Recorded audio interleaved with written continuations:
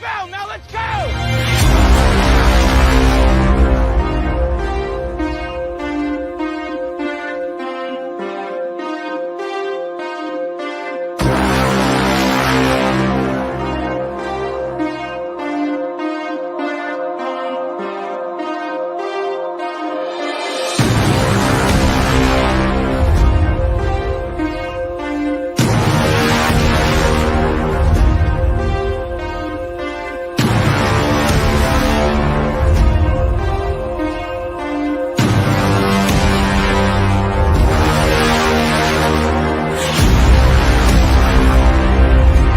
We are joined by Nashville Sounds VP of Ops and Assistant GM Doug Scopel. Doug, what's up, man? Hey, good afternoon. Long time no talk. I know. Yeah. Doug, when's the tarp pool? Probably about 45 minutes from now. So, we've been, it's obviously been a rainy week, but we've been fortunate that every day I think we've touched the tarp.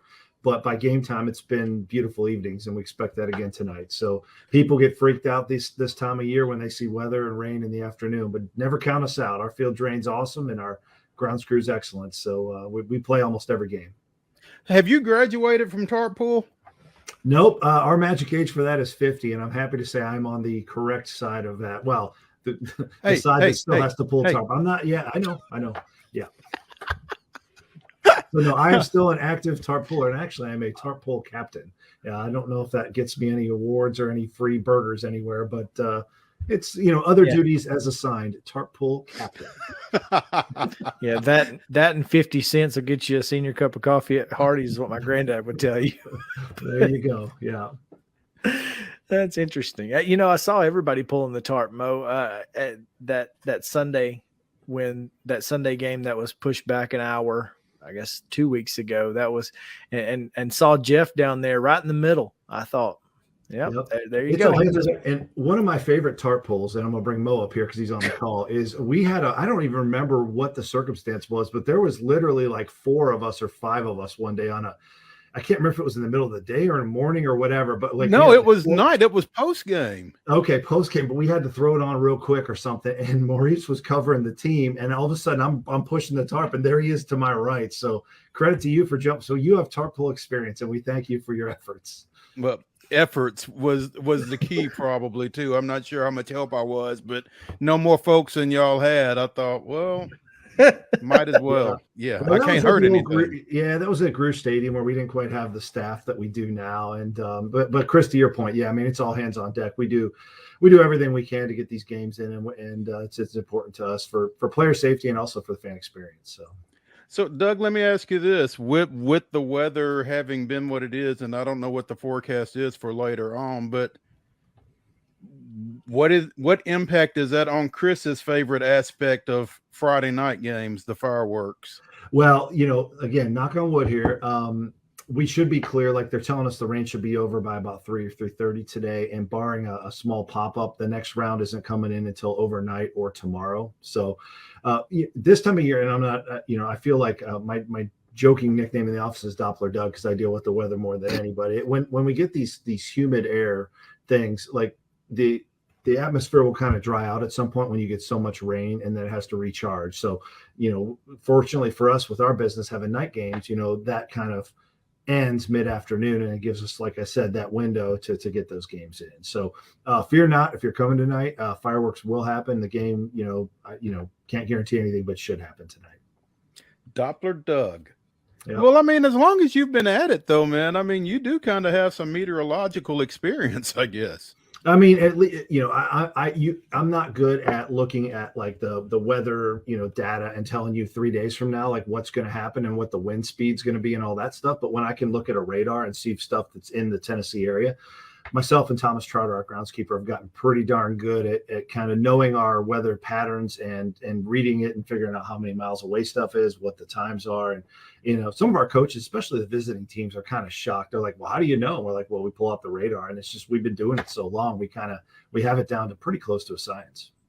And I guess it helps having been here as long as you have. I mean, you got a little institutional knowledge as far as that goes. Yeah, and that's certainly valuable. You get to know, your city and your weather. That's right. It's pretty cool. Well, is. You didn't have that on the agenda today, did you, Chris? So, not Did not, necessarily. did not, but nice. It I is. mean, It's kind of pertinent, right? it's great information to have, especially on a day like this. So yeah, we obviously, most sports in this town are outdoors except the Preds. So we're all dealing with weather at some point. We're really the only one that's got, the infield dirt that really is crucial to have our games be successful. But all of us at some point are watching the weather because it affects our business, and we want to be as successful as we can and make sure we get our games in. We're nothing if not timely here at Main Street Sports today. That's what I say. But and speaking of timely, a lot of great promotions coming up this weekend. One of which I wanted to get some information on, and because I was mentioning it just before we got on the air, the military ticket bundle that is still going on through tomorrow or today. It's through tomorrow. So that's for tomorrow night, Saturday night's game at 6:30. Gotcha. That's correct. It's our military appreciation night. We do it typically once a year. So yeah. Well, that's huge. So if you guys are military veterans, the Nashville Sounds have a ticket bundle package available for you, and you'll need to go to NashvilleSounds.com to check that out. But you should definitely do that. And if you do, pretty cool little, I guess, giveaway that you guys have with the nesting dolls. Yeah, so those are. I want to kind of dig into the military thing too, but yeah, so it's two different promotions on Saturday for us. So going on the military, so there's the nesting dolls. So that we have our famous racers that run the warning track that we've had since we opened this ballpark: Dolly Parton, Johnny Cash, Reba, and George Jones. When he shows up, and he no-shows quite a bit, just like he did in real life, which is kind of a cool part of that show. You never know when George is going to be there and when he won't be. But those little, like you say, like the little Russian nesting dolls, really cool thing. We try to do a giveaway of some sort with this group every year because it's such a unique thing and a big part of, Music City, where the sounds, it all makes sense. It ties together, right? So that's a giveaway. That's the first 1,000 fans on Saturday. Gates open. It's 5:30. So if you're interested in that. And then kicking back to the military appreciation, important for us, obviously, we want to show our support of those that serve and protect our country. So we're wearing a special jersey. There you can see that's John Singleton, our first baseman. He's wearing the hat too. You can't see it real well there, but we have a special Armed Forces Day hat, which is kind of a camouflage green hat that all of baseball will wear at some point in May surrounding Armed Forces Day. I don't believe we're home on the actual Armed Forces Day, so this is when we're doing it. And the jersey there, white with some camo on the front, on the sleeves. And as you can see there, they're wearing them one time. We're going to do an auction with those. I think the auction's already online. Proceeds will benefit MTSU and the Daniels Center, set up by Charlie Daniels, and who was a big supporter of military. And you can also see, as part of a package, you can get a challenge coin if you buy that the bundle that's available with the ticket. So that's a big night for us. We do a lot for the military throughout the year, but we always have one specific night really aimed at that, and that's Saturday. Do love a good challenge coin, and so that's pretty cool. I've got several of those, and those are neat.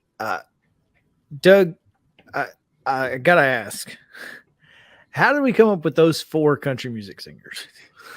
Well, when we were moving into this ballpark, we just tried to think about, who we looked, we really focused on history when we came into this ballpark and honoring the 100 years of baseball, the Vols, and, some of the other teams that played here throughout the years. And so when we started with 3, we started with Johnny Cash, George Jones, and Reba McEntire. It was a combination of just some polling that we did probably internally and maybe a little bit externally, and also figuring out, which ones would want to, work with us and approve it. And then we added Dolly the second or third year of this ballpark. So, and there's obviously the possibility that we could add more in the future. I think it's in our plans, and just maybe we start rotating them in. But it's, again, Milwaukee's got the sausages, the Washington has the presidents. We thought, we're in Nashville, but Music City, let's have some country music stars running around. So those are some of the famous names, I think, that a lot of generations will know. I feel like some of the younger generation don't really relate to them as well, and that's why we may try to gear a little bit differently in the future, but it's still part of what we want to celebrate here in Music City. T Swift incoming, Mo. I don't we'll see. You never know.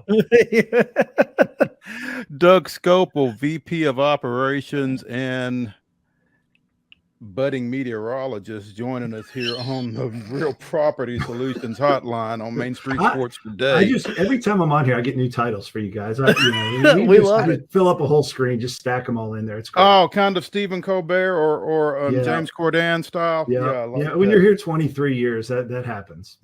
And I'll tell you what, Doug, having been here 23 years, and this may kind of test your memory a little bit, but do you remember a guy over the first 5 weeks or so being as hot for as long as Keston Hiura has been?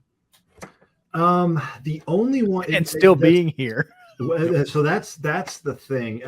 The closest I can relate to this is Ricky Weeks when he came to the Brewers in 2005. And Mo, I don't remember when you were still covering us, but he was so hot to start that year. He was probably hitting 400 something. And it was about the first or second week of May, right about now.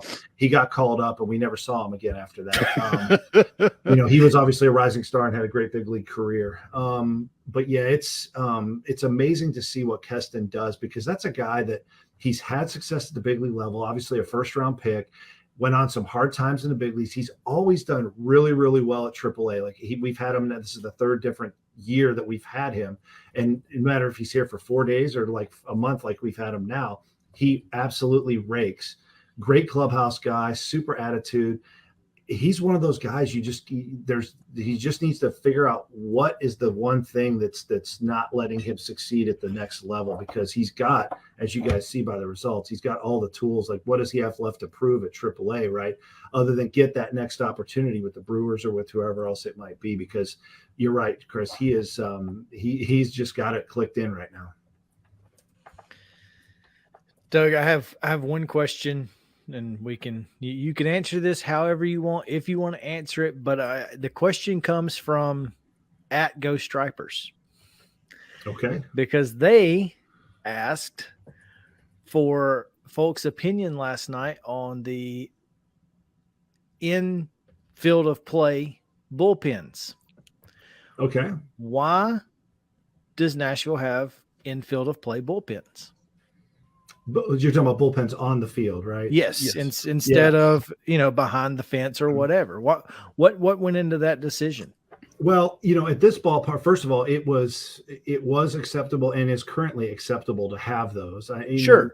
Even in 2014, when we were building this ballpark, I still think it was probably 50-50 on new parks, whether they designed them on or off. In our current situation, it's a good question. You guys have been out here, you'll recognize, and fans that come out can see this.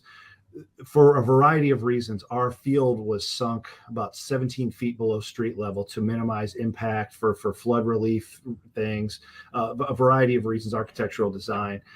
As a result of that, probably to limit the amount of excavation. And also, if you think about our ballpark, like we're a full 360 fan experience. So we've got the berm in left field, we've got the bandbox in right field.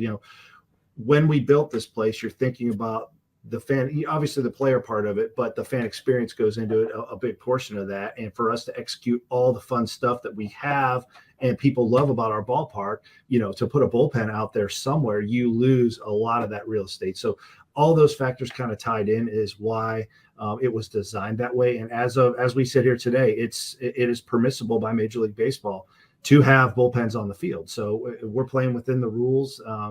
We're not the only park in our league that has that, but Go Stripers, hopefully that answers your question.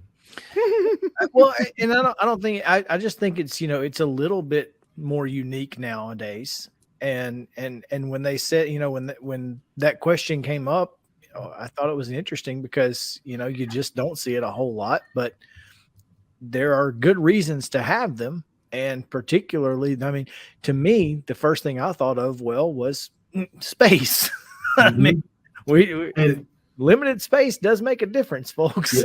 And, I would be lying if I said we haven't had internal conversations or even conversations with the city of Nashville that, hey, down the road, this is an issue from a player safety standpoint that baseball may want to address. And it's something that we haven't got far enough to develop, but we know that it's a good point, Chris.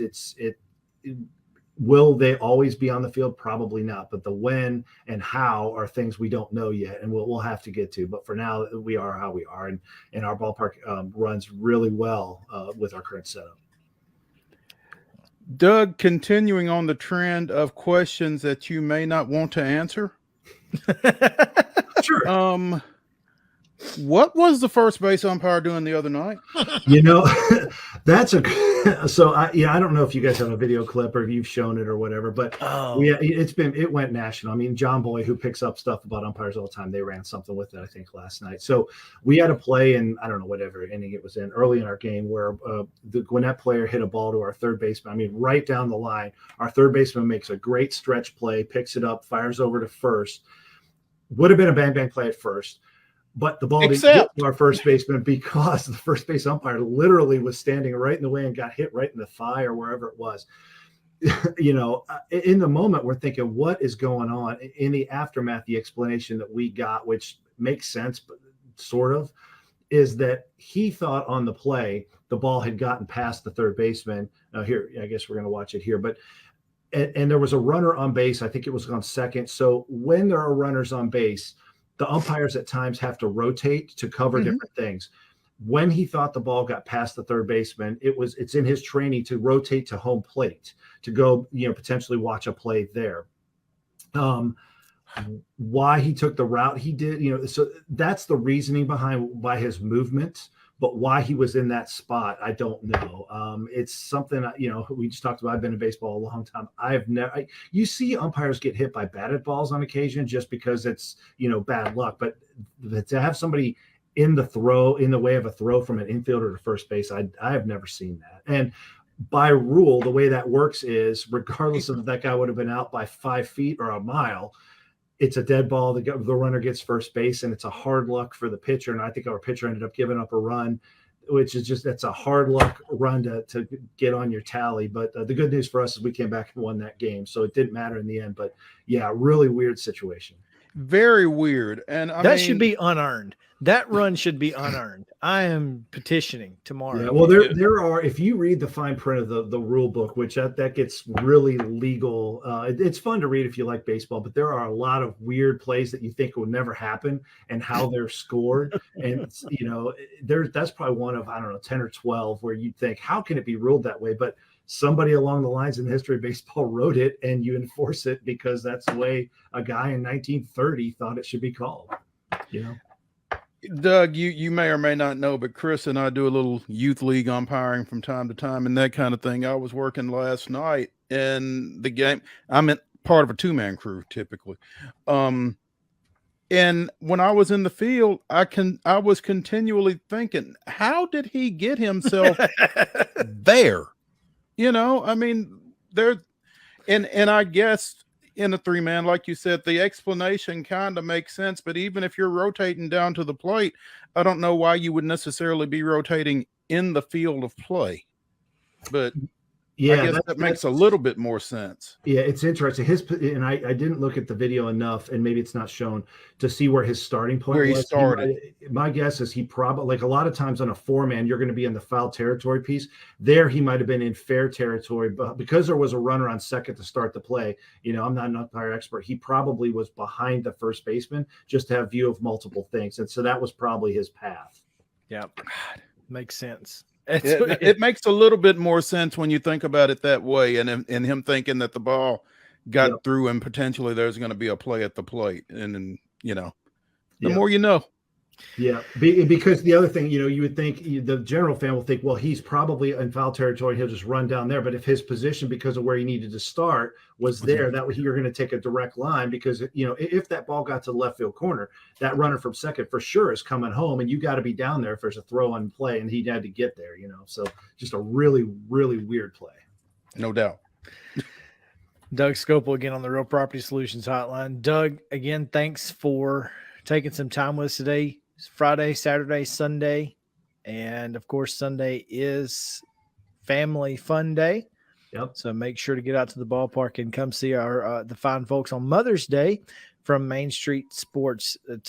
From Main Street Media. I don't think Main Street Sports Today is going to be there. I'm not. Are you going to be? You're not going to be there, Mo? I'm not going to be there. But, all right. So if I could, in closing, just say, I know it rains a lot around here.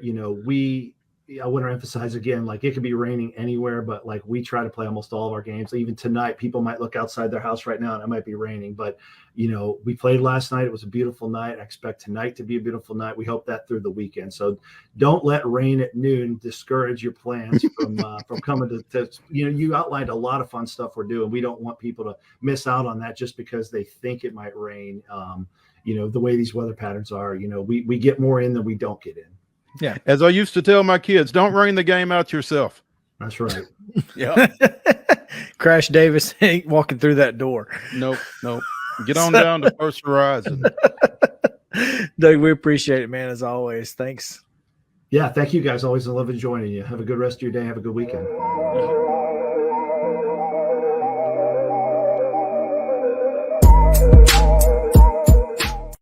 Mid-Tennessee Bone and Joint treats your orthopedic injuries and existing conditions. Our trained physicians will get you back in the game faster. Contact us at 931-381-2663 or www.mtbj.net.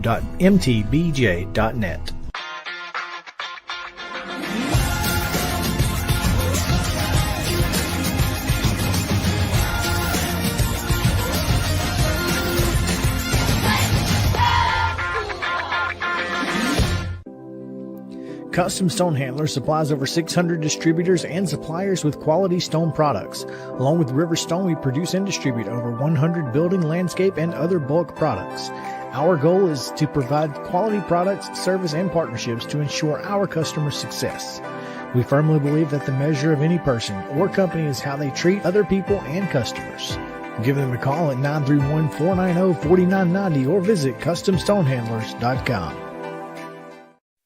With Lee Company technology, the best handymen are hands-off. Lee Company techs have been using visual findings and other smart technology tools for years to add transparency and virtually take customers along. You see what we see, whether we're in a crawl space or on a roof. With Lee Company, technology helps us help you, no matter what's happening in the world or at your house. You can't see the sights without the sounds. From the crack of the bat to the roar of the crowd and everything in between, discover what Hit City has to offer. Spend your nights cheering on the Nashville Sounds at First Horizon Park with giveaways, fireworks shows, theme weekends, and more. Single game tickets are on sale now. Visit NashvilleSounds.com to claim your seat today.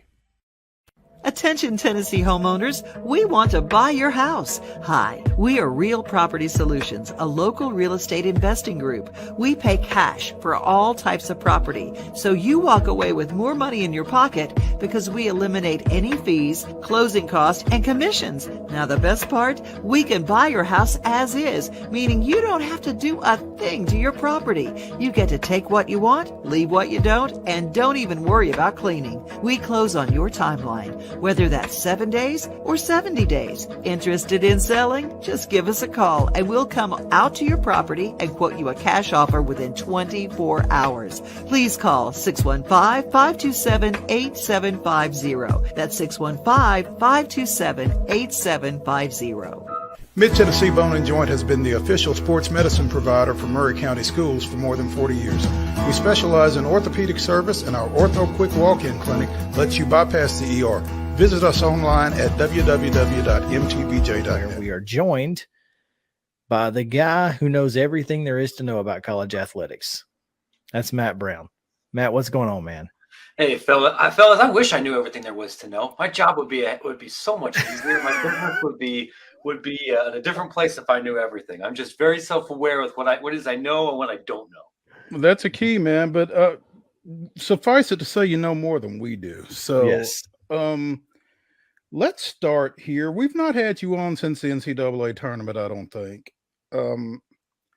Is San Diego State and the Pac-12, is that just a matter of somebody making an announcement? I mean, is that a done deal? What's up with that?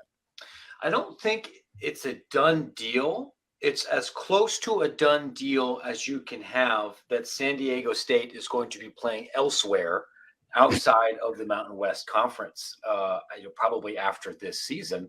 The question is whether it's going to be in the Pac-12 or the Big 12. And the hang-up is really more centered around, is there going to be a Pac-12? And I think it's much more likely that it is, but until that next television deal is signed and there's an element of certainty that Oregon and Washington and Utah and Colorado are not going to be in other power leagues in the next 2 years, it doesn't make sense for San Diego State to sign the paperwork and immediately move over. I mean, lest we forget, the institution has been burned by this before. They were a member of the Big East for like 2 weeks.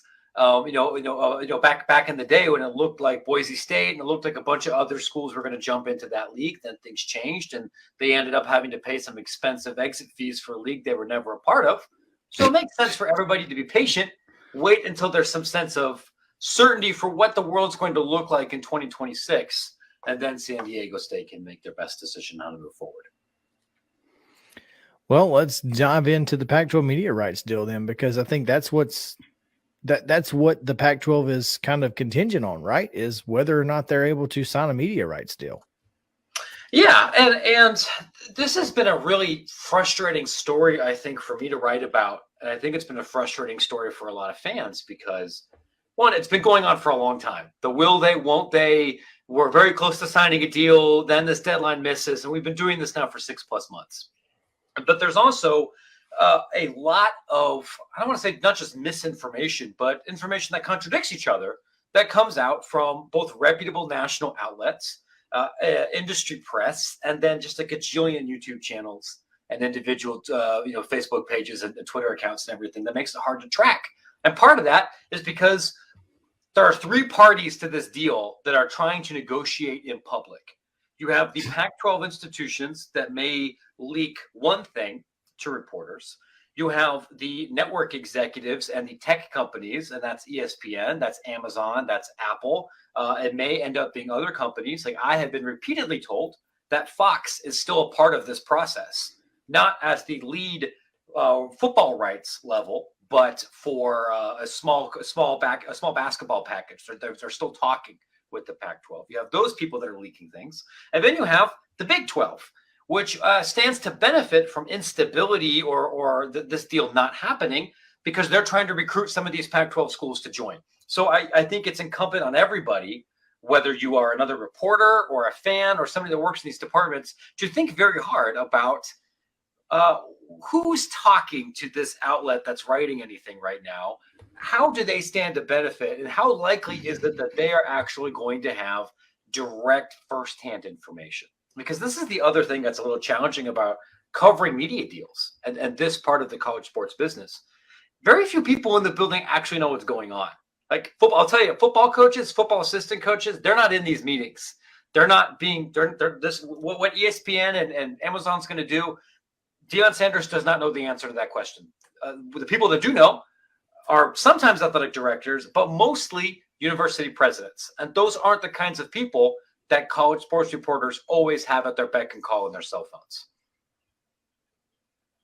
I think that makes a lot of sense. And when I've been, everything I read, and obviously I follow a few people from out west, and the fans really don't seem too concerned, and I'm not sure that's the best thought process, but should they be concerned? Because clearly San Diego State doesn't know or doesn't feel like the Pac-12 is a sure thing to exist after next year. So if they don't feel extremely confident, why should anyone else?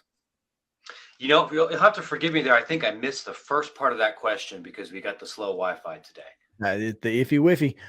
I think what I'm saying is, if San Diego State is concerned about the Pac-12 not existing, the fans who I'm seeing who seem to not be concerned at all should probably be concerned. I mean, it's not a guarantee the Pac-12 is going to exist in even 2 years. Probably not until there is some kind of television deal. But honestly, I don't know if anybody can feel that 100% secure about most things in college athletics right now.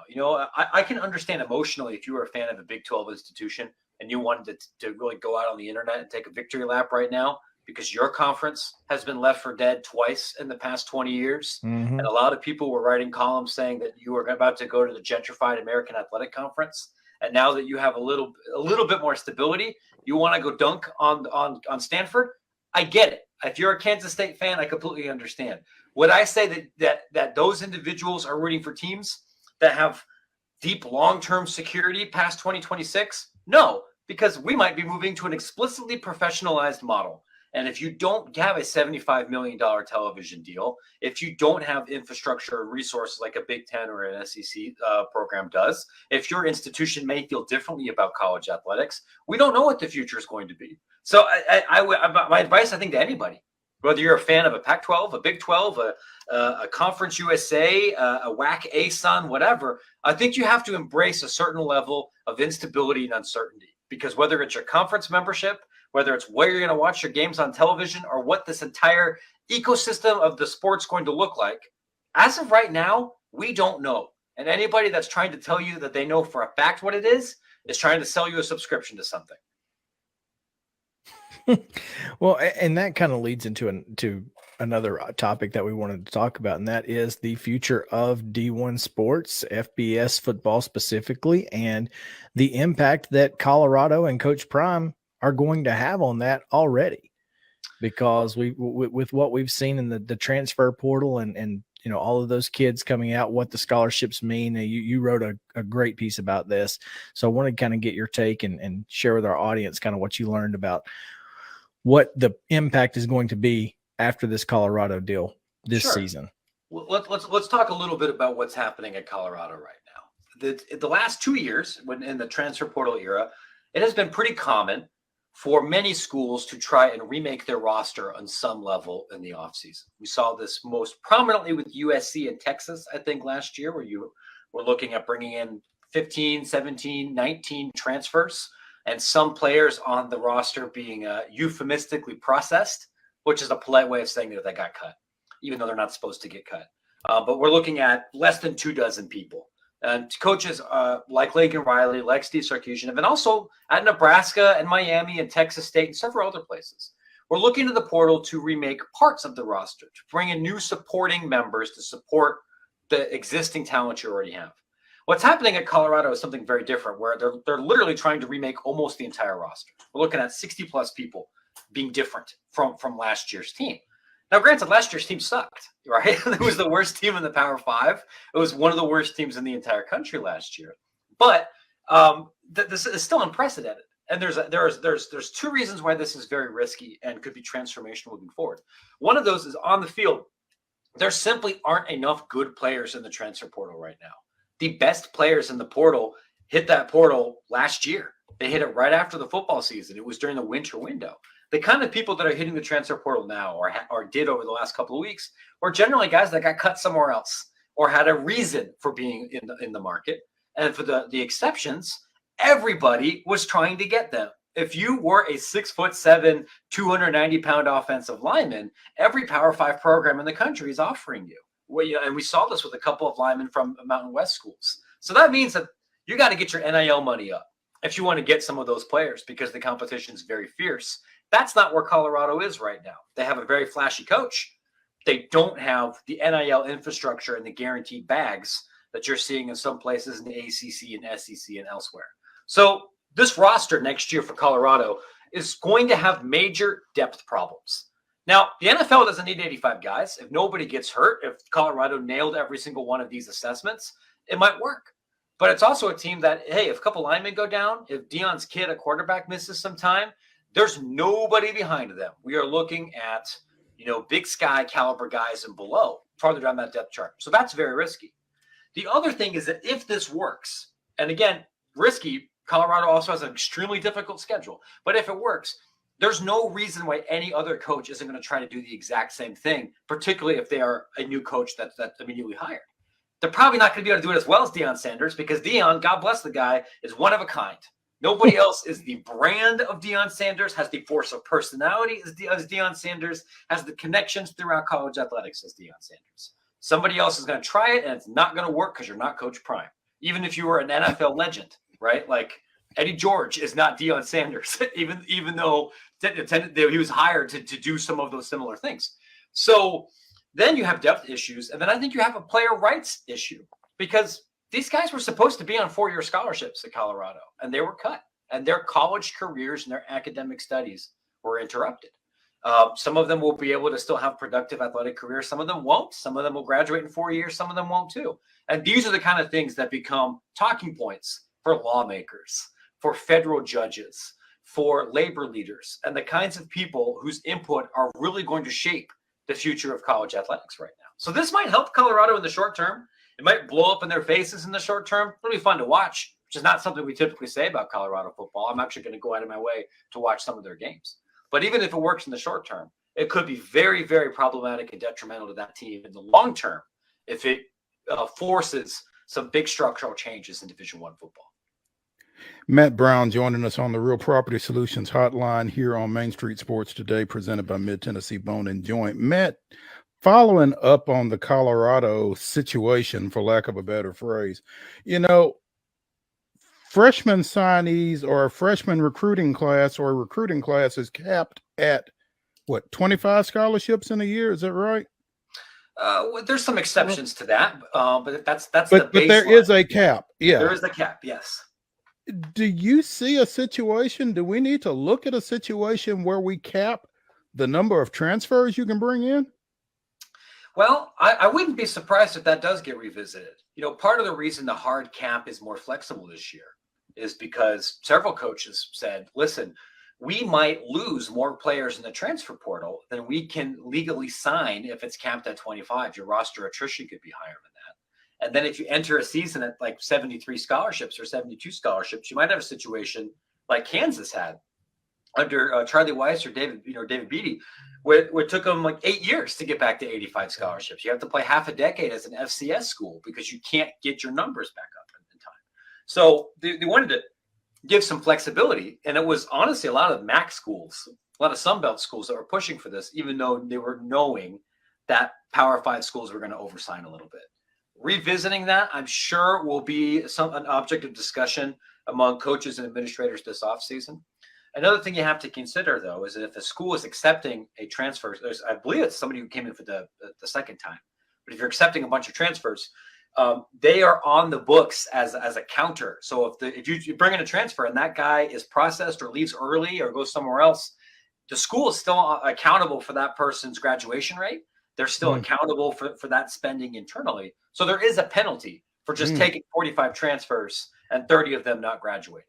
We'll see if there are policy changes that make what Colorado is doing, and to some extent what Arizona State's doing and a couple of other schools, less possible. That's something I did not know. So bringing the knowledge today again, as we said, knows a lot more than we do. Matt, shifting gears before we let you go, over the weekend, obviously Vanderbilt played Alabama after Alabama let its baseball coach go due to a betting scandal, and a lot of great and really interesting information has come out about that in the meantime. But what kind of impact is this going to have on sports betting at the collegiate level, if any? This is a great question. I was actually just working on a story about this before I hopped on with you guys. Okay. In fairness, I went through your Twitter feed and made sure that that we were talking about things that you were working on. So give us the short answer and tease to your article. That's the way to do it here, right? Of course. So one of the things that's surprising to me about betting on college baseball is that that folks are betting on college baseball. One, that folks are betting on college baseball, but you can't do it everywhere, right? Like I'm based in Chicago, and I'm not a gambler, but I looked up our local sports book, the one that's down the street from Big Ten headquarters. They won't let you place a bet on college baseball. You can place a bet on Turkish professional basketball or Finnish professional soccer or a bunch of stuff I didn't even know were sports. But for college sports here, it's only basketball and football. I made a couple of calls. FanDuel will take some bets, and a couple other places will let you do it. But if you want to bet on a baseball or a softball or a volleyball game in college, the books typically say you can only bet $300. You can only bet $250, like a very low limit. So it's hard to make a bunch of money if you had some inside information, which is possible, I think, particularly in baseball, where most of the folks don't make a lot of money. Alabama's baseball coach definitely did. But if we were to go down to the Big South or the ASUN or even in the Big Ten, there's assistant coaches, there's guys in that bullpen, there's guys in that dugout that are making $55,000. And those are the kind of people that might be tempted to let a buddy know, hey, we're making a change here with the who's pitching tomorrow, or this guy's hurt, to maybe kick back some money for me, which is how things happen with basketball for decades. We would bust somebody about this about every 10 years. I would be very concerned that this kind of thing could happen much more often and in a way that regulators can't easily catch for sports that are not college baseball. Looks like there's a second investigation happening with Iowa's baseball team right now. We'll get some more information about that. But I think the chances that somebody is not necessarily fixing a game, but somebody is point shaving in mid-major college basketball next season at roughly 100%. And there's a good chance that they won't be caught while doing it. So that's something to think about if you're thinking about gambling, or if the point spread matters to your enjoyment of the game. The more people are doing this, the more the temptation is for somebody at Austin Peay to capture $2,000 to miss some free throws and nudge the line one way or another. It's going to be hard for them to say no to that. But Matt, don't you think that with legalized gambling now, don't you think there are more eyes on it and it is a little easier to get caught? I think it is easier to get. I mean, there's definitely a lot more eyes on it. There's definitely a lot more eyes on it than it was back in the 50s and 60s. And for a sport like college baseball, where there's so few people betting, yeah, like if I go in there and I put $50,000 on Long Beach State tonight to beat Loyola Marymount, the FBI is going to show up at my door. Especially before you get, they'll be there when you get home, man. They'll be there when I get home. They're right. They're going to sit there on my couch eating popcorn, waiting to book me.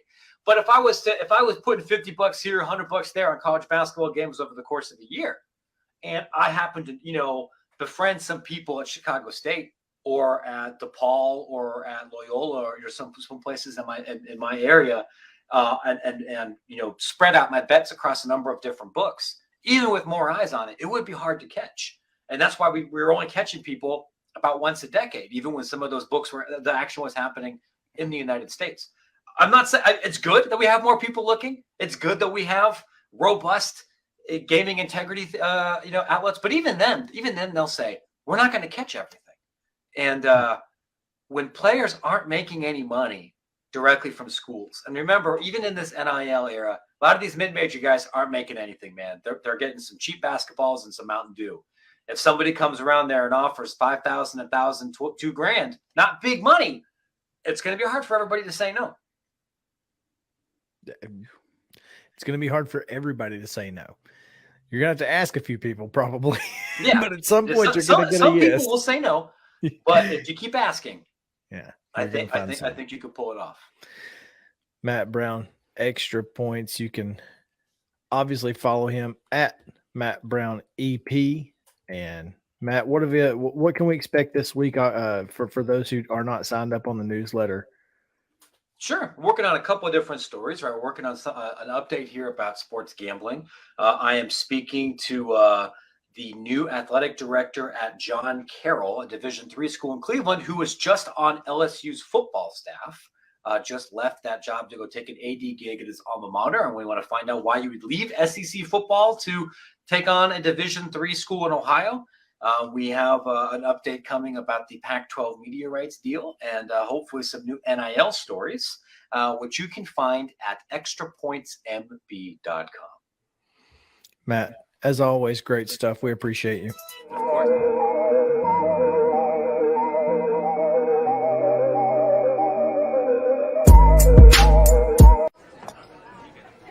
You've been putting back a few, and a few becomes a few too many. For a moment, you think about calling for a ride. Nah, you live nearby. What's the worst that can happen? You get pulled over, your insurance goes up, you lose your license, you total your car, you kill someone. I'm so excited about this new show.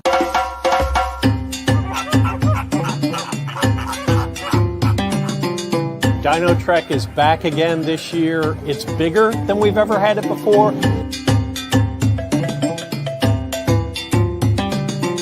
When they're about 5 months old, we'll start to see them sticking their head out of the pouch, or you might see a foot come out or a tail. It's like an Airbnb for Joey's.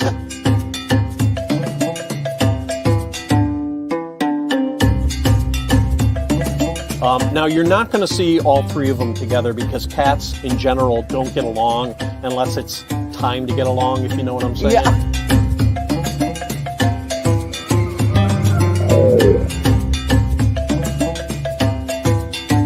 Lions and tigers and bears. Oh, yeah. my. Well, we're 2/3 of the way there.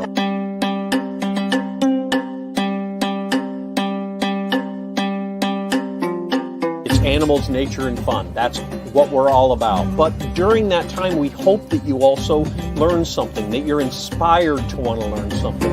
What's new at the zoo with Jim Bar 2.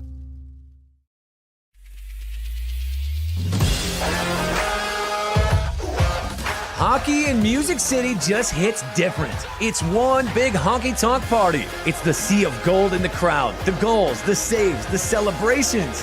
It's an experience like no other. Experience Predators hockey all season long. Visit NashvillePredators.com/season tickets and join the Loyal Legion today. That's NashvillePredators.com/tickets, and we'll see you at Bridgestone Arena. There is nothing better than drinking an ice-cold beverage while taking in a Nashville Sounds baseball game. Hi, I'm Stephanie Miller with Mornings on Main Street. The Nashville Sounds and Main Street Media Television have teamed up to promote Sunday Family Fun Day here at First Horizon Park, each Sunday home game. Just go to your favorite Main Street Media website and click on Sounds Main Street Media Day banner to register to win free tickets. And then we'll see you here at the ballpark. Ben Arthur joins us on the Real Property Solutions hotline. Real Property Solutions, buy your house as is. Take what you want, leave what you don't. Call them at 615-527-8750 to sell your house today. Ben, thanks for joining us, man. What's going on? Nothing much, guys. How are you guys doing? Doing well, thanks, Ben. I don't know how much insight you have across the National Football League as we head into round one tonight, but I mean, again, Carolina's on the clock. One, do you think they know what they're going to do? And two, what do you think they're going to do? Yeah, the Panthers 100% know what they're going to do. I heard, I think Chris say that they've probably known for a month and a half. I wouldn't say that, but probably for the last week or two, I imagine that they've known. I mean, the reports say Bryce Young, I don't have ears or sources inside that building, so I don't know for sure, but I mean, I wouldn't say I'm alone in that thinking that Bryce Young is the top quarterback in this class, and just in terms of his ability to process and extend plays and all those kind of intangibles you look for in elite quarterbacks, especially in today's game. Bryce Young, of all the guys in this draft class, he has those qualities more than any of the other guys at the top. So I imagine that Bryce Young is their guy. I know there was that time where it seemed like CJ Stroud might actually be the guy, but I think heading into tonight, Panthers obviously know what they're doing. I think Frank Reich said the other day that he and general manager Scott Fitterer are on the same page in terms of who they want to select, and that they've notified owner David Tepper. So they know what they're doing. They might kind of use up all that clock time that they have just for the suspense of it, but I'm pretty confident that their pick is going to be Bryce Young. As you look at Bryce Young and CJ Stroud, what elevates Young over Stroud in your opinion? Because I mean, his physical stature makes me a little leery, but I also know that this S2 test has been a concern for Stroud. So I mean, is that where the separation is between those two, do you think, or what are your thoughts? I think, just kind of piggybacking off of what I just said, I think it is that elite processing. When you're under duress, under pressure, you have 3-4 guys in your face, not really sure where to move, and you have to get the ball downfield of all the quarterbacks in this class, I think Bryce Young does that creativity element, that being elusive to find that kind of the nooks and crannies in the pocket to get that inch of space to be able to get the ball off. I think Bryce Young does that better than any quarterback in this class. I think CJ Stroud obviously has the more ideal size. I think he's probably the most accurate passer, although I'd say maybe Anthony Richardson or Will Levis have maybe the strongest arm. But I think with CJ, you get a guy who's extremely accurate. He's probably the best pure pocket passer in this class. And then we saw the big numbers he put up at Ohio State.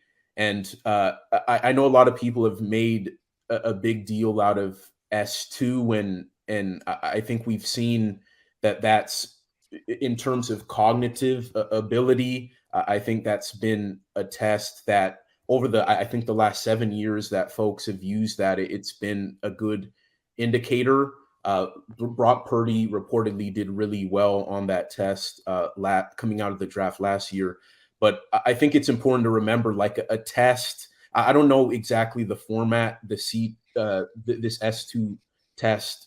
I'm not sure the exact form of it, but I think relying on one test to determine, oh, this guy is going to be great, or, oh, this guy is going to be a bust, I think we should pump the brakes on that. I think with the quarterback, it's such an inexact science. If it was that simple, every team in the NFL would have a franchise guy. So I think there are so many variables, and not every team uses S2.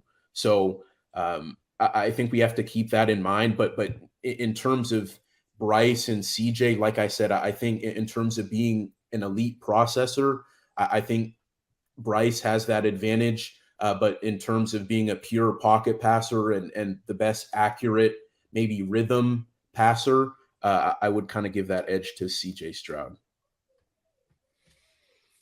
It's interesting. And you mentioned 4 quarterbacks in that situation. Are all 4 of those quarterbacks going to go in the first round, and are there more? I believe all 4 will go in the first round. I think as many as 5 could go in the first round. When you talk about Tennessee's Hendon Hooker, I think he could go in second round. I know some people who've even had him like in terms of his grade being more of a third round grade. But I do think he's maybe more of a second round talent. But you think about the premium of the quarterback position, and I know he's older. He's going to be turning 26 the upcoming season. He's coming off the torn ACL and all that, and those are concerns. But I think you look at the value at that position and what he did at Tennessee in terms of being the leader of that high-powered offense, and what he did against Alabama in particular. I would not be so surprised to see him go in the first round, as well as Anthony Richardson, Will Levis, Bryce Young, and CJ Stroud. I've seen Hendon Hooker go like somewhere in the teens, maybe a Minnesota, Washington, I think back half of the first round in terms of New Orleans, where he could sit behind Derek Carr. But honestly, I've seen guys have him in the top 10. I've seen more than one person have Hendon Hooker going number 5 to the Seahawks. Now, I don't think that's going to happen, but I do think that there will be 5 quarterbacks going in the first round this year. Ben Arthur of Fox Sports joining us on the Real Property Solutions hotline here on Main Street Sports Today, presented by Mid-Tennessee Bone and Joint. Really speaks to just how bad the AFC South is, Ben, when you consider that 3 of their teams will be picking in the top 11, or 3 of them are slated to pick in the top 11 as we head into tonight's first round. And quite possibly all 3 could go quarterback, or will go quarterback, I guess. What do you see Houston and Indy doing ahead of Tennessee, if they're ahead of Tennessee? Yeah, I think both Houston and Indy go quarterback. I have more certainty about that with Indy than I do Houston. I think we've all seen the chatter about the Texans possibly going with a defensive guy and maybe using that second first rounder, their number 12 overall pick, to maybe move up, or hoping someone falls at the QB position to them at 12. I don't know about all that. I still think they go quarterback, but because of all that uncertainty, I would probably, I would say I'm more certain about the Colts going quarterback than the Texans, but I think ultimately both those teams go quarterback. And I think the Titans, ultimately go quarterback as well. So I think that there will be 3 new starting quarterbacks in the AFC South for 2023 and beyond after tonight. I truly believe that. So Okay, I'm done arguing whether the Titans are going to go quarterback, and I'm going to shift my argument. Do you feel like that's the right move for them? I do. We all know kind of the situation with Ryan Tannehill, above average quarterback who's been really good at times, but he turns 35 in July. He's in the last year of his contract. He hasn't showed up in the playoffs the last couple years that they've been in it. And you look at what the AFC is becoming in terms of elite quarterback play. You need an elite franchise quarterback to compete at the highest levels in this conference. I mean, Joe Burrow, Patrick Mahomes, Josh Allen, Lamar Jackson, Trevor Lawrence in the Titans' own division in the AFC South. I think if you're the Titans, you really need to think hard and long about taking a swing at a guy you think could be a long-term franchise quarterback. And I think now, with everything I just said with Ryan Tannehill's situation, and with the Titans having the highest pick that they've had in 6 years, there is no better chance to get that guy than now. So who is that guy for them? I think if CJ Stroud falls out of the top 2, I believe that they will trade up to number 3. I could also see a situation where they get Anthony Richardson, and I know a lot of folks don't like Will Levis, but I think if the Titans don't trade up and Will Levis is there at 11 and the other guys are off the board, I could see the Titans taking Levis. He's probably like my worst case scenario in terms of the quarterback options, but I do see a world where they pick Will Levis. But with the Titans, I mean, I think they're one of the most unpredictable teams entering the draft, right? Because obviously there's that quarterback option, but I think wide receiver short term is their biggest weakness. And then in terms of the offensive line, that's still a work in progress, as we all know. So they could go there. Honestly, I think taking a cornerback at the top of the draft isn't so out of the question.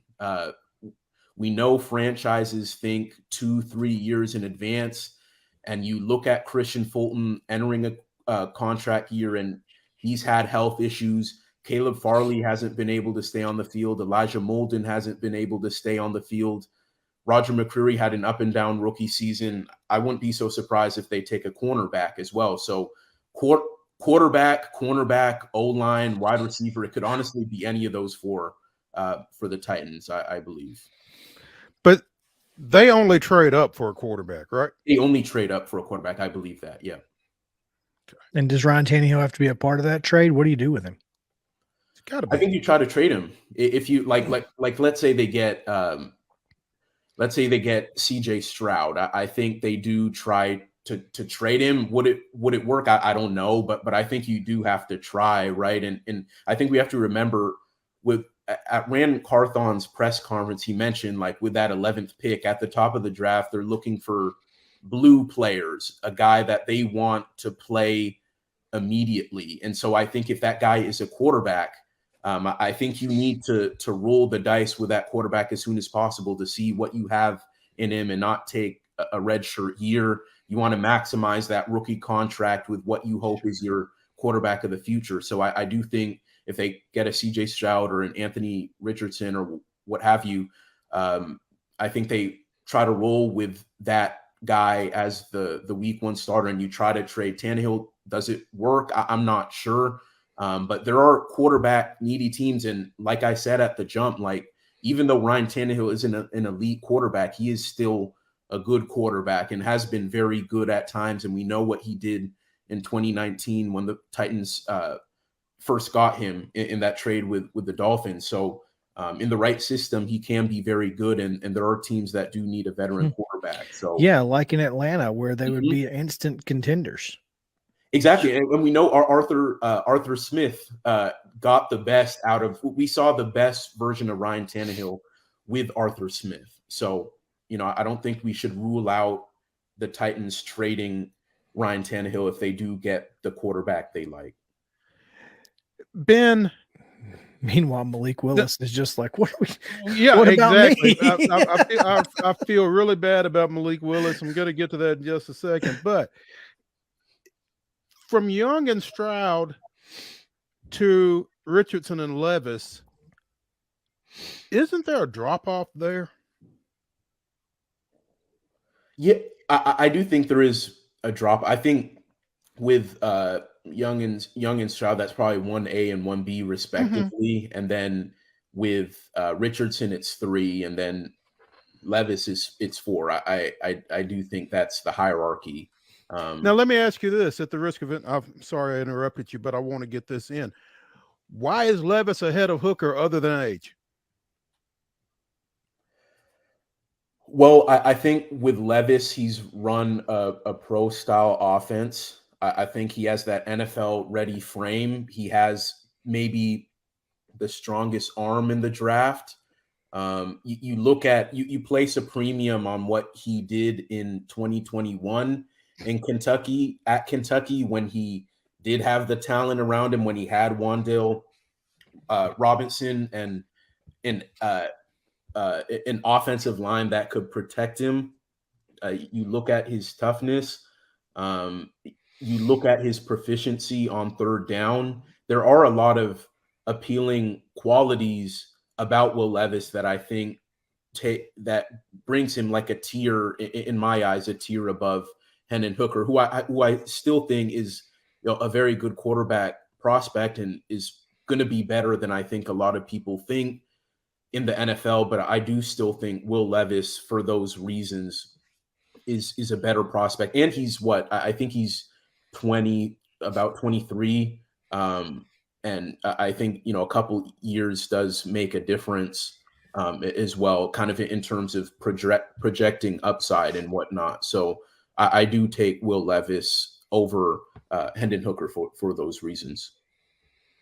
I think the first thing you mentioned is the most important one. He's played in a pro style offense, and that's, I mean, that really does make a difference if you're trying to get a guy to start year 1.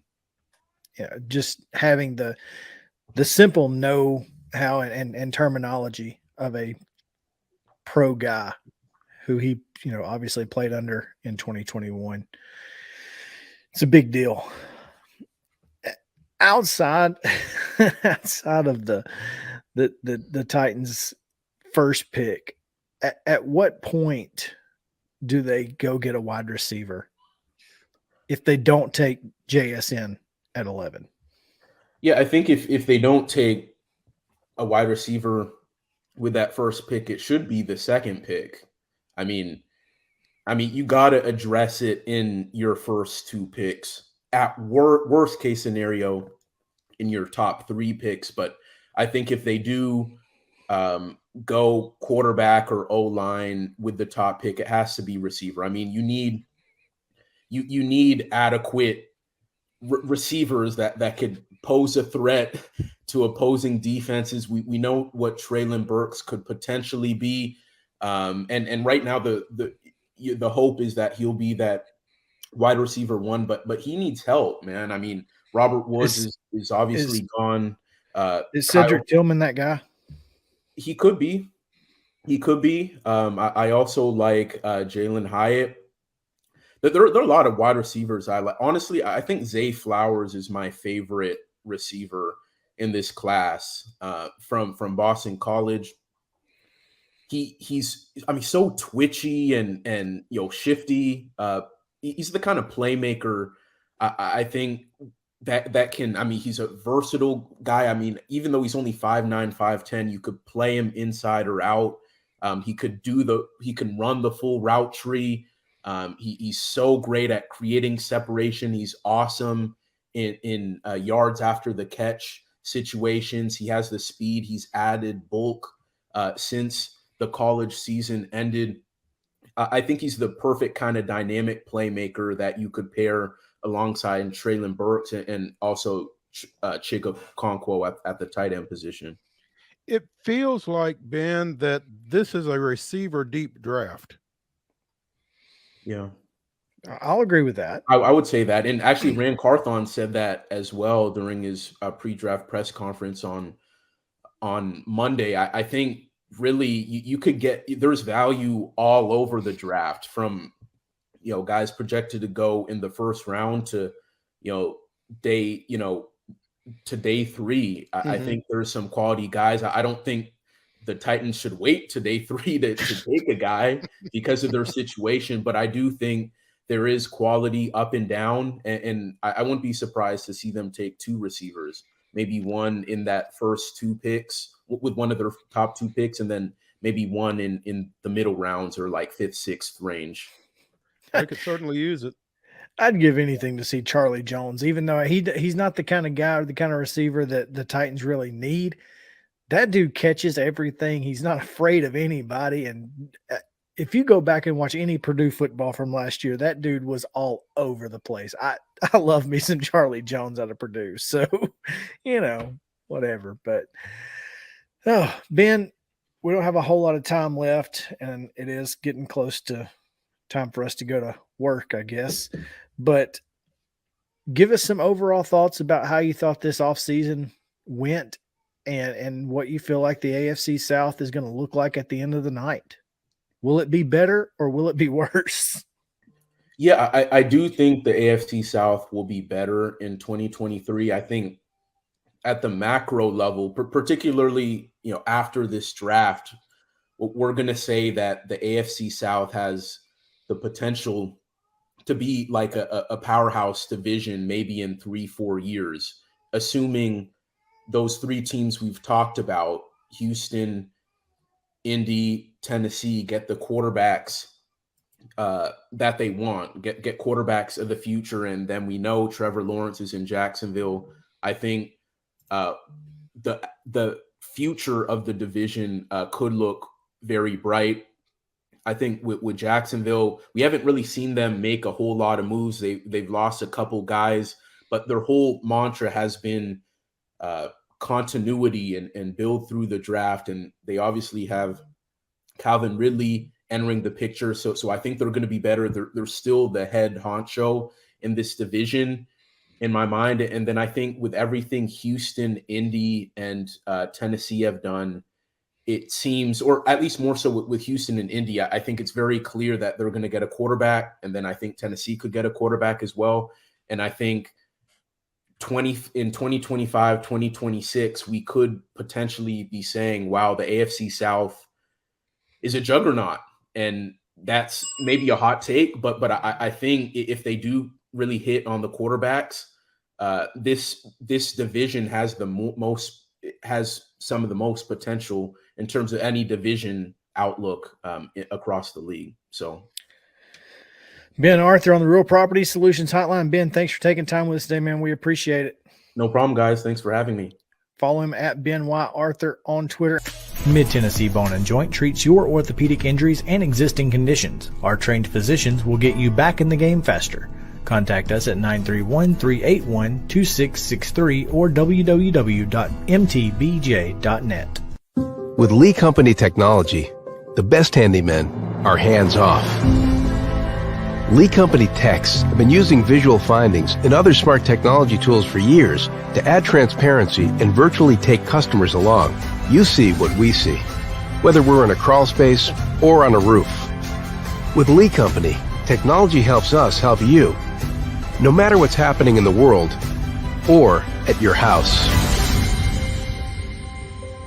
Jones & Lang Sporting Goods here in Columbia has been outfitting teams, officials, and anybody else from T-ball to college for 50-plus years. Be sure and check them out at 931-388-8060 or online at jonesandlang.com. Jones & Lang Sporting Goods, the look of a winner. Zion Christian Academy, zioneagles.org or 931-388-5731. You can schedule your appointment. Go tour their campus. It is beautiful over there, and you're definitely going to want to see it. Again, it's zioneagles.org. Give them a call, 931-388-5731, and schedule your tour today. A game without a crowd is just a scrimmage. A performance without an audience is just a rehearsal. Without your presence, high school sports and the performing arts aren't possible. Ensure that these essential extracurricular activities continue to enrich the lives of students in Tennessee. Purchase a ticket to your local high school's game or performance. This message presented by the TSSAA. You can't see the sights without the sounds. From the crack of the bat to the roar of the crowd and everything in between, discover what Hit City has to offer. Spend your nights cheering on the Nashville Sounds at First Horizon Park with giveaways, fireworks shows, theme weekends, and more. Single game tickets are on sale now. Visit NashvilleSounds.com to claim your seat today.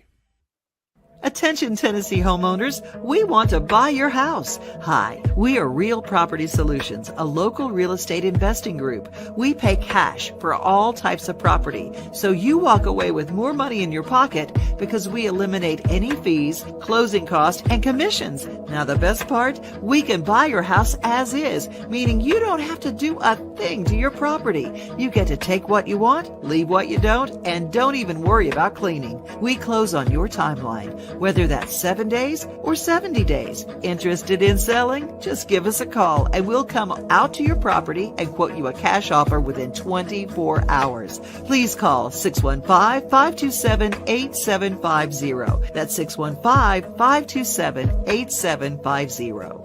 Mid-Tennessee Bone and Joint has been the official sports medicine provider for Murray County Schools for more than 40 years. We specialize in orthopedic service, and our Ortho Quick Walk-In Clinic lets you bypass the ER. Visit us online at www.mtbj.net. Bally Sports, voice of the Predators, Willie Donick. Willie, welcome in. How are you, buddy? Hey, guys. Good to talk to you again.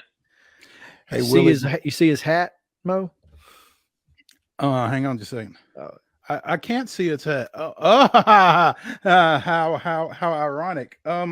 Willie, tell us about that one-hit gem that Mahoney twirled yesterday against number 2 ranked Grace Christian.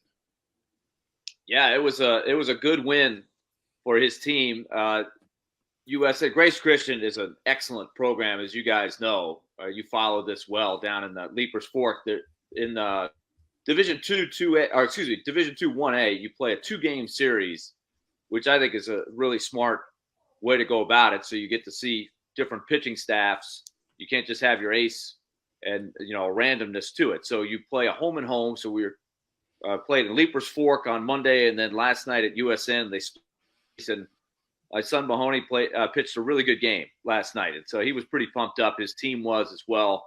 To beat a great team like Grace Christian. So he went 7 innings, and the second batter of the game, Trace Phillips, who is an excellent shortstop who's headed to Middle Tennessee, who was pitching yesterday, he had a solo home run, but that was the only hit that Grace Christian got. The Tigers got a big win yesterday, so I'm fired up, and I've got the hat on today, not only to represent, but we're heading for a matchup with the Bobcats today. So I'm excited to go over to the field that Mookie Betts built.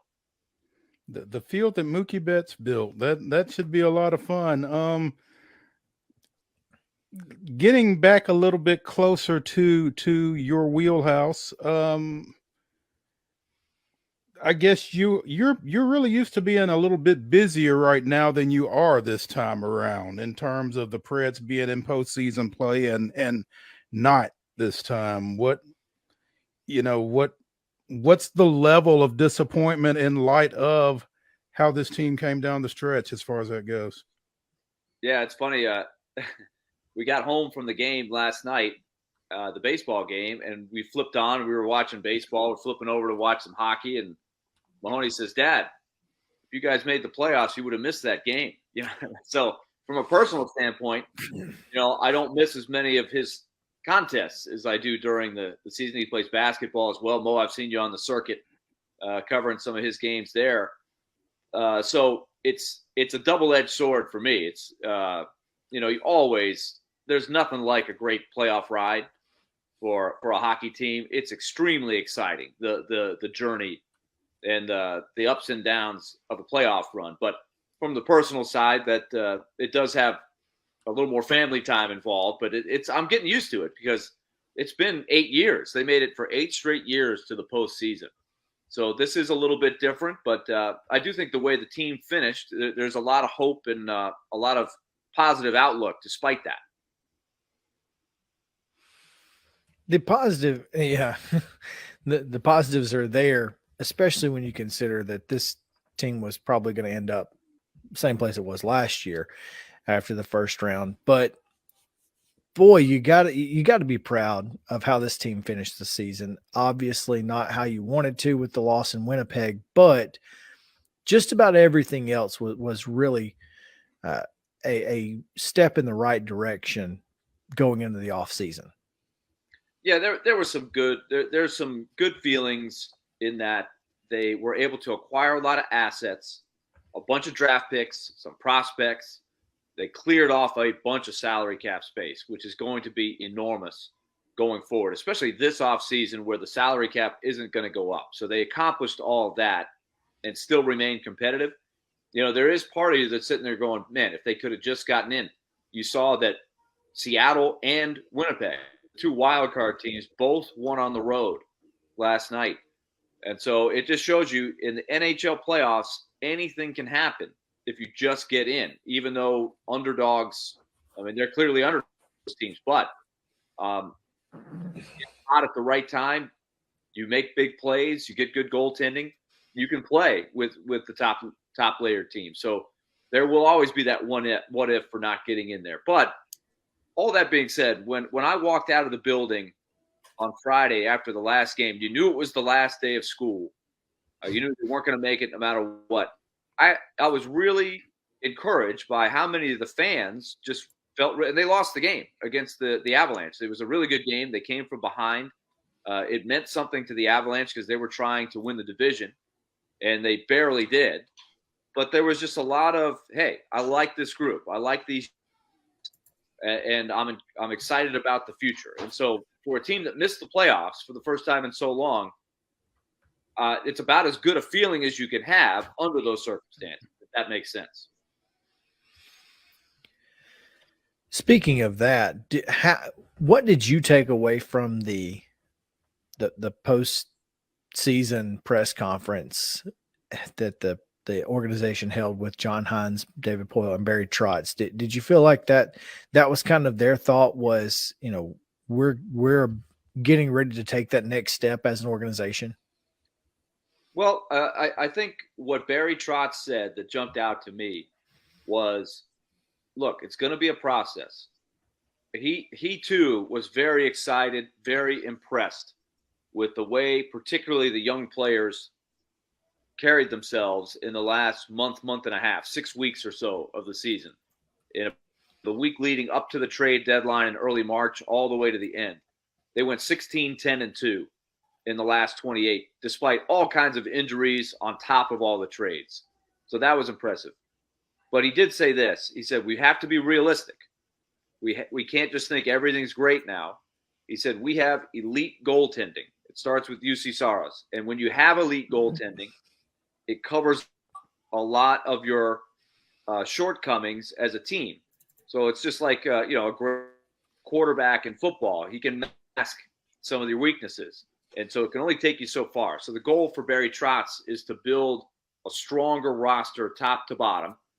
And, he said, be patient with me. This may not happen overnight, but I think over the next year or two, they're excited about some of the prospects that already, showed Nashville what they can do, but also some guys that haven't gotten here yet. There's a kid named Jokic, who's playing really well for Milwaukee right now. He's only 18, 19 years old.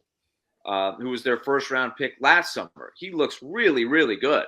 I'm not sure if he'll be ready to play for the Predators next year at a really young age, but he's a guy that eventually looks like he's got what it takes to be an impact player.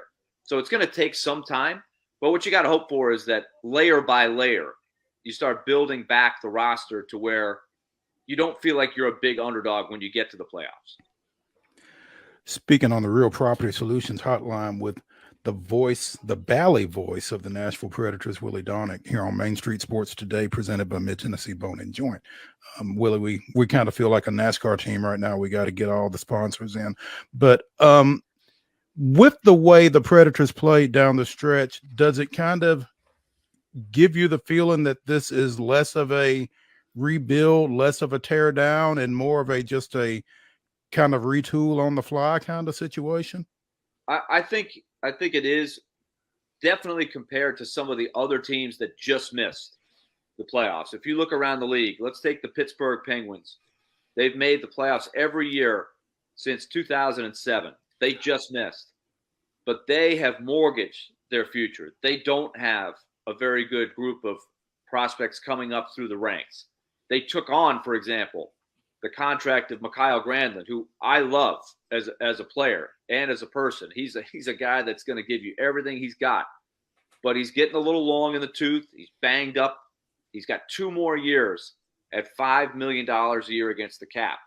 So that doesn't give you a lot of flexibility. Nashville moved that contract off the books. Pittsburgh's got to contend with it now.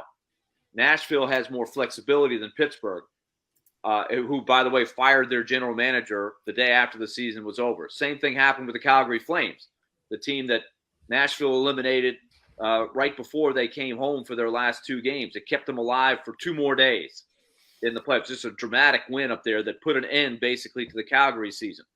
Another team that they're changing GMs. They may change their coach before it's over. And they are up against the salary cap, traded off some future assets. So they don't really have as much capital and, pile up of assets to address needs as Nashville has done. So I think really that's probably where David Poile should be most commended with these last few years. I know it's been frustrating for a lot of the fans that Nashville hasn't won playoff series in the last few seasons, but Nashville did not mortgage the future during those times. They held on to their first-round picks. They're stockpiling prospects up through the ranks. And so I think you're just starting to see some guys like we saw at the end of the year, like Luke Evangelista and Phil Tomasino and Cody Glass and Tommy Novak. They're just arriving, but there are more coming, I think, in the future years if they're smart with their draft picks. So I think they're in better position, Mo, than some teams. And when you say rebuild, I don't think it's a 4 or 5 year kind of rebuild. I think it's, retool as you go, stay competitive. And I think next year they'll have a chance. They'll have an outside shot of getting back to the playoffs. I don't think it's out of the realm of possibility at all. Well, you saw a little bit of that in these last few weeks. You saw how well those guys can play and can give you an opportunity. And when you couple that with, some of those guys with the veterans like Johansson and Forsberg and Duchesne, you feel like this. And then, of course, you've got a top 3 goalie in the league. You're never really out of it when you've got guys like UC Saros and Forsberg, and then you add in those few young guys as well. You don't feel like you're ever out of it. Yeah, that's what we didn't really get a chance to see because of all of the injuries to some of those guys. Like they missed Roman Josi for the last 3.5 weeks. I would argue that if they just had Josi, forget about the other 6 or 7 guys that were hurt, including Forsberg, Johansson, Duchesne, so that's the 4 highest paid players on the team. But if they had just had Josi, they might have been able to stay in it all the way through to the last couple of games. It might have gone down to that last game. Josi makes that much of a difference just by himself. So that's what I think gives you hope. And like you pointed out, if you have elite goaltending, and the Predators do, you have a chance. It's like a team that has, a great starting pitching staff. You don't have to score a ton of runs to have a pretty good baseball team. Doesn't mean you're not trying to make your lineup better. but if you have good pitching, you're going to be in the game. And so I think that's what Nashville has going for them. So how do you use what you've got? Play for the big picture. You're not going to go all in for next year, but that when you got UC Saros and Roman Josi, you got a chance. And then what they've got to figure out is, what will the team look like, particularly at forward, with a lot of these young guys that stepped in and did well. And then you add back, in theory, we know Philip Forsberg, and then guys like Ryan Johansson and Matt Duchene. What does that look like? That's what we never really got a chance to see. It's almost scary if you can get, especially if you can get, last season's production out of Duchene occasionally, or even, 75% of it. It is a scary scenario where the Predators bring up some of these guys and they play at their top level while these veterans also play at their top level. This is a team that could be, a top 3 seed in the next couple of years based on that lineup. So, boy, the future does look bright, and it's not that far away, which is why I'm really curious to see what Barry Trotz has in store, and obviously what the evaluation of John Hines looks like. I think that's a major part to this, right? Yeah, and if you didn't see what Barry Trotz said, John Hines was at the press conference, and so that on one hand would have you believing that there's a pretty good chance he's coming back. If they knew he was gone, he would never have come to the podium. And he answered all the questions, and the two of them, Barry Trotz and John Hines, seemed like they were in pretty good lockstep with one another, very complimentary of the other. But, of course, Barry Trotz has to make that decision, and he was asked directly, is John Hines back next year? And he did stop short of saying yes. He said he's under contract. He said, trust the process. We are doing some evaluation. So I think even today, tomorrow, there's probably some discussions between Barry Trotz and the coaching staff, and we'll see how those go. But I think there's a pretty good chance that John Hines will he's got 1 year left on his contract.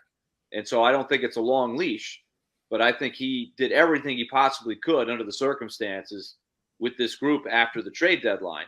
But we'll see what that means when it's time to make that decision. So I think that's what a lot of people are curious next is John Hines 100% back? And if so, does he get an extension, or is it just he goes into the last year of his contract? We'll see how it goes. I tend to think that he's earned the chance to at least start next year because he did a really good job with this group under the circumstances. And another thing that's worth pointing out, last year, the Predators were able to pick up Ryan McDonough in a steal of a trade, he's become one of the great leaders on this Predator team. When Roman Josi went out, he basically became the guy.